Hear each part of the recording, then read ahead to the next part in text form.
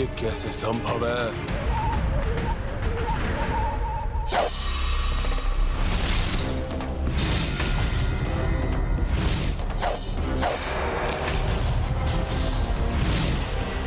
मेरे शीश पुनः मेरे देह से जुड़ क्यों नहीं रहे हैं?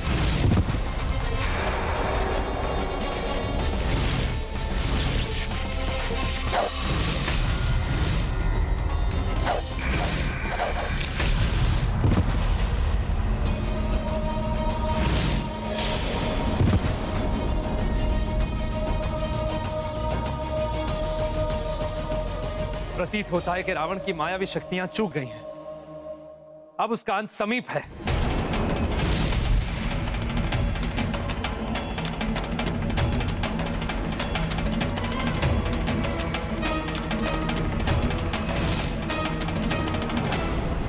ये कैसे हो सकता है? क्यों हो रहा है ये सब? मेरा शीश मेरे धड़ से अलग होकर पुनः क्यों नहीं लौट रहे?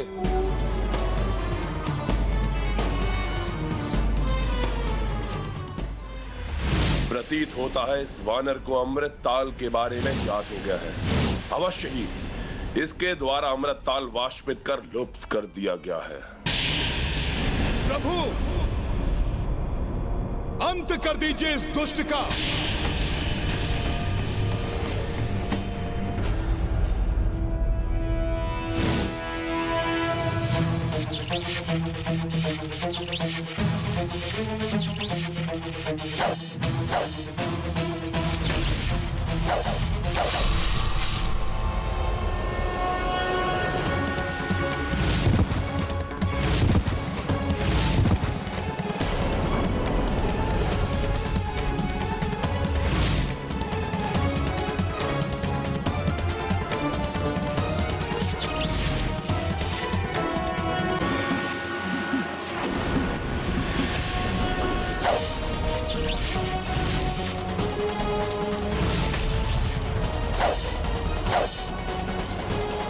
तुम नहीं अच्छा।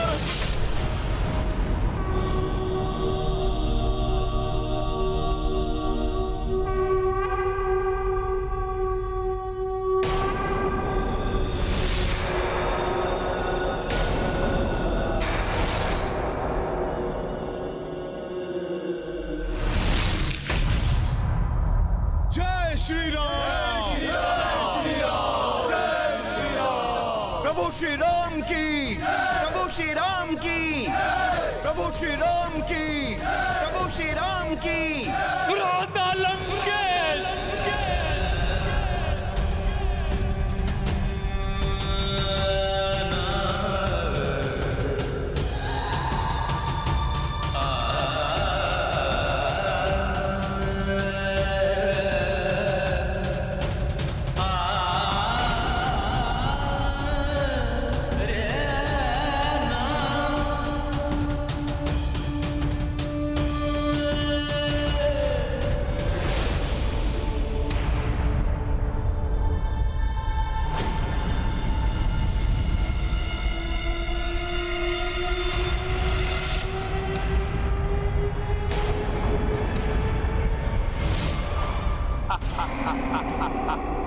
ये कैसे संभव है?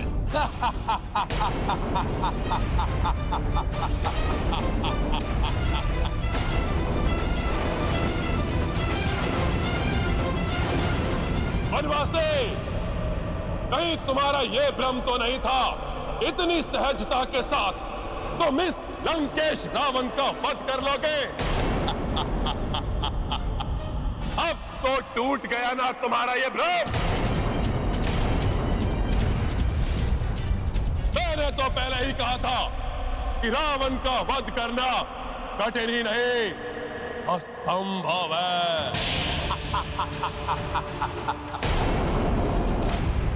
विभीषण जी, आप ही बताइए, ये कैसे संभव है?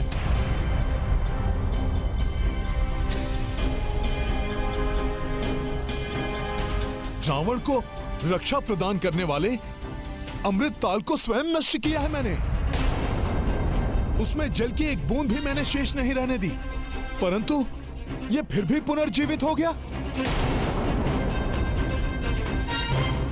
इसका तो अब तक अंत हो जाना चाहिए था।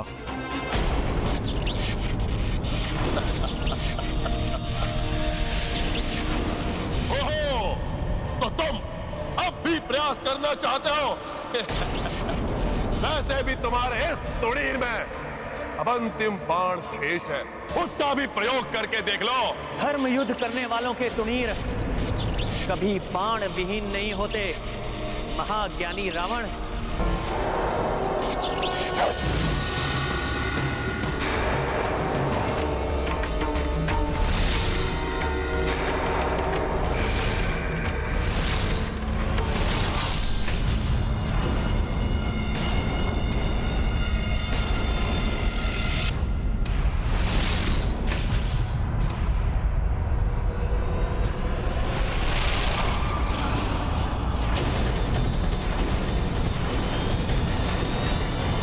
यदि तुम्हारे पास असंख्य बाण हो तब भी तुम इस लंकेश रावण का वध नहीं कर सकते, क्योंकि जिस बाण से मेरा लंकेश रावण का वध संभव है वो तुम्हारे इस तुड़ीर में है ही नहीं।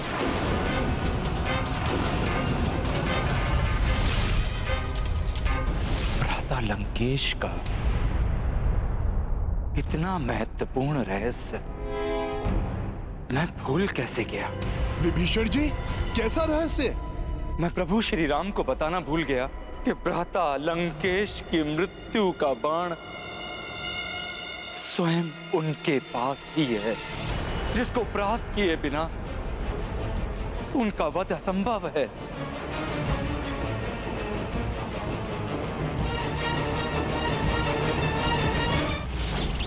रुको मत वनवासी, चेष्टा करते रहो। रावण का मृत्यु बाण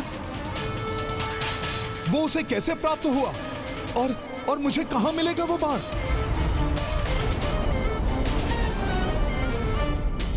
इस प्रकार तो मेरे प्रभु के समस्त प्रहार विफल होते जाएंगे। यदि मृत्यु बाण के बिना रावण की मृत्यु नहीं हो सकती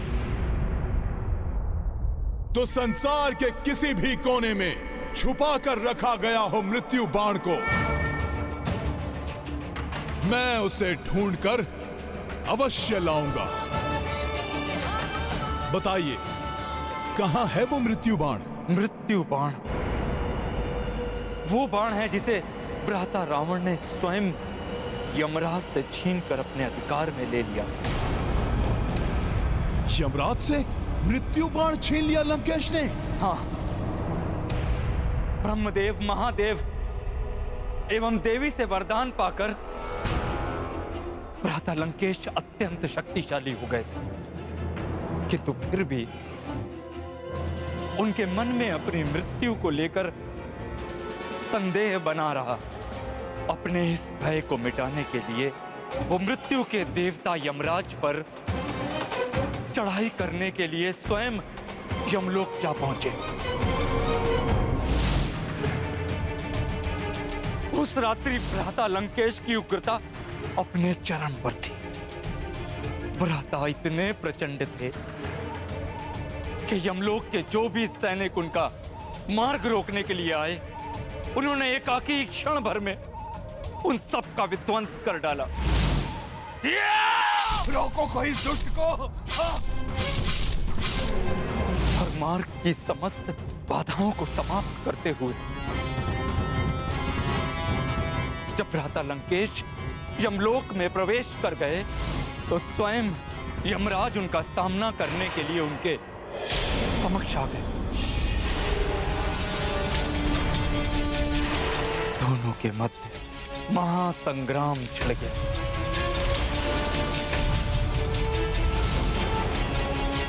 सृष्टिकर्ता ब्रह्मदेव एवं देवाधिदेव महादेव के वरदानों के कारण भ्राता रावण यमराज से अधिक शक्तिशाली सिद्ध होने लगे।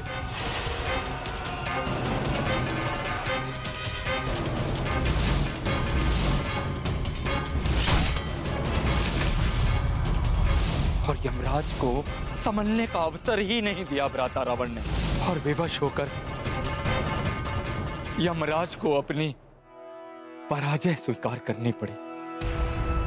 मृत्यु के देवता यमराज, अब मात्र 2 ही विकल्प है तुम्हारे समक्ष। या तो मेरी मृत्यु का बाण मुझे सौंप दो, या स्वयं मृत्यु के लिए प्रस्तुत हो जाओ। यमराज के समक्ष पराजय को स्वीकार करने के अतिरिक्त और कोई विकल्प बचा ही नहीं था। यमराज के समक्ष पराजय को स्वीकार करने के अतिरिक्त और कोई विकल्प बचा ही नहीं था। अतः विवश होके उन्हें भ्राता लंकेश के मृत्यु बाण का आवाहन करना पड़ा।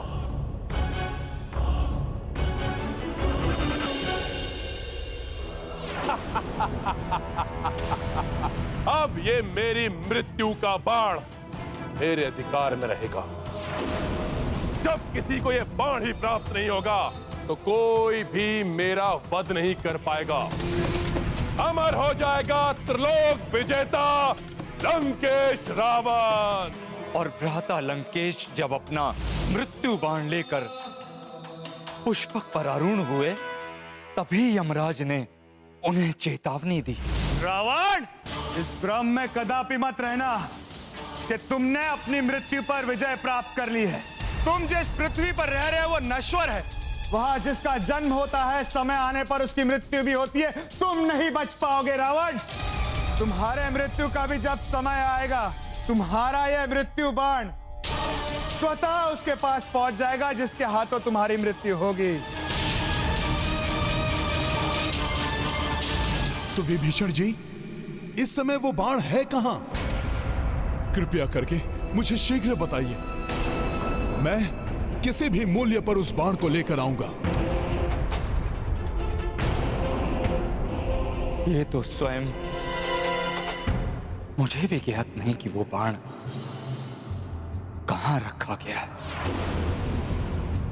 किंतु जहां तक मेरा अनुमान है,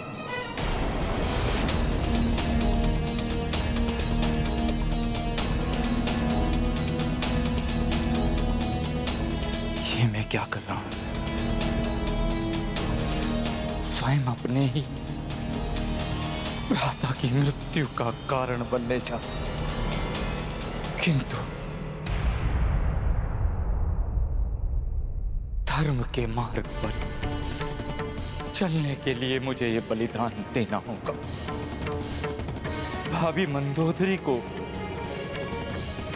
इसके विषय में अवश्य ज्ञान होगा।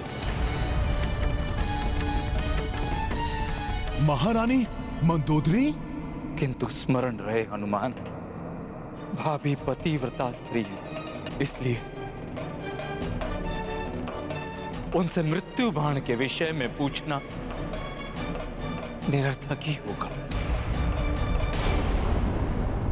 कोई भी पत्नी ऐसा कार्य नहीं करेगी जो उसके पति के लिए अहितकर हो। यही नारी धर्म है। किंतु रावण का मृत्यु बाण प्राप्त करने के लिए मैं उसके महल में जाऊंगा,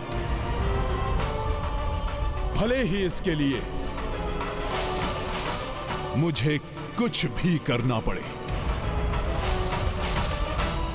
वैसे भी एक समय मैंने महारानी मंदोदरी से एक वचन लिया था जो उन्हें पूरा करना है। यदि आवश्यकता पड़ी तो मैं उस वचन का आश्रय भी लूंगा।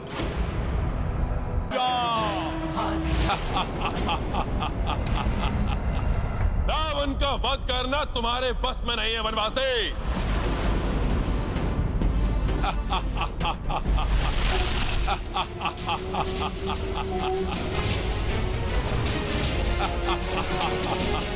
विचित्र वरदान प्राप्त है इस असुर को। प्रभु के प्रत्येक वार पे ये विकराल और शक्तिशाली होता जा रहा है।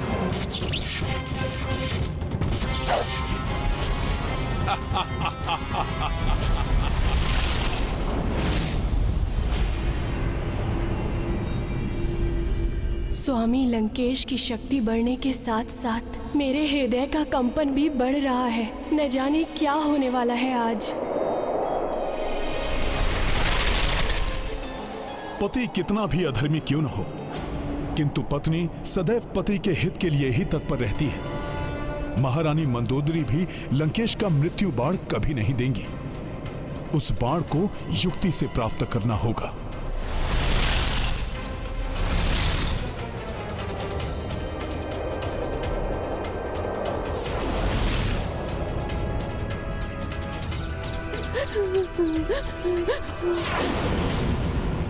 ये दासियां बहुत चिंतित दिखाई दे रही हैं। ये युद्ध एवं रावण की मृत्यु के अतिरिक्त अन्य कोई चिंता हो ही नहीं सकती इन्हें।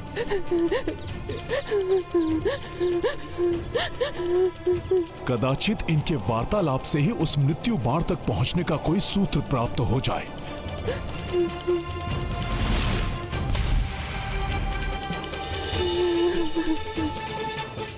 जब से युद्ध आरंभ हुआ है, मेरे पुत्र के विषय में भी कुछ ज्ञात नहीं हो सका। कौन जाने कि वो जीवित भी है या नहीं। मेरे भी 2 पुत्र थे। युद्ध आरंभ होने के पश्चात उनके बारे में कुछ ज्ञात नहीं हो पा रहा है। पता नहीं क्या होगा उनका। मुझे तो हम सबका भविष्य अंधकार में दिखाई दे रहा है। सब भविष्य के लिए चिंतित हैं। तो विभीषण जी, इस समय वो मृत्यु बाण है कहाँ? भाभी मंदोदरी को इसके विषय में अवश्य ज्ञान होगा। रावण का मृत्यु बाण प्राप्त करने के लिए मैं उसके महल में जाऊंगा, भले ही इसके लिए मुझे कुछ भी करना पड़े। प्रभु श्री राम के काज के लिए मुझे स्वांग रचना पड़ेगा।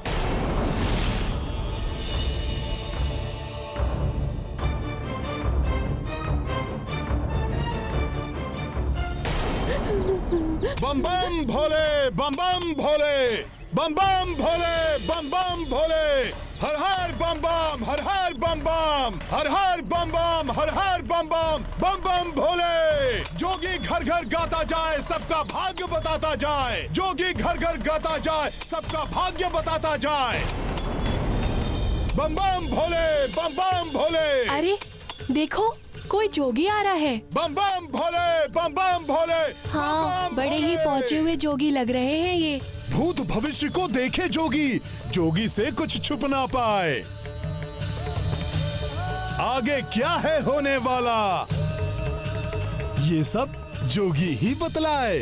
जोगी बाबा, क्या आप हम सबका भविष्य बता सकते हैं? अवश्य देवी।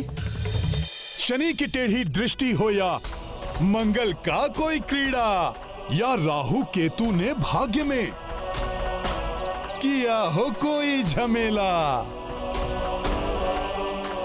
कल क्या है होने वाला, भाग्य कहां ले जाए, ये सब जोगी ही बतलाए। बम बम भोले, बम बम भोले। परंतु हम आपका विश्वास कैसे कर लें? क्या आप जो बताएंगे सत्य ही होगा? हर हर बम बम, हर हर बम बम। भाग्य का लेखा मिट ना पाए, पर हर ज्वर का होता उपाय। आ जाएंगे वो जिनकी प्रतीक्षा में आप व्याकुल हैं। शीघ्र ही युद्ध समाप्त होगा, लंका पुनः फलेगी फूलेगी। हर हर बम बम, हर हर बम बम। आपके दोनों पुत्र लौट आएंगे, बड़े होकर लंकेश की सेवा करेंगे। और आपका पुत्र भी लुप्त है ना? हाँ। आ जाएगा वो भी। वो महाज्ञानी बनेगा देवी, सबका मार्गदर्शन करेगा। परंतु उससे लाभ क्या? जिस तरह लंका के सभी योद्धाओं का अंत हुआ, उनका भी अंत हो जाएगा। मुझे ज्ञात है देवी, इस भीषण युद्ध में आपको अपने परिजनों को खोना पड़ा है, किंतु जो होना था हो गया। जो बीत गई सो बात गई, जो होना है वो भी होगा। फिर आएगी प्रातः नई, फिर से होगी सुख की वर्षा। हर मन फिर खिल जाएगा, फिर पतझड़ का होगा अंत, एक नव वसंत फिर आएगा। बम बम भोले, बम बम भोले। लंका में परिवर्तन होगा, बदलेंगे लंकेश भी। भाग्य उदय होगा लंका का,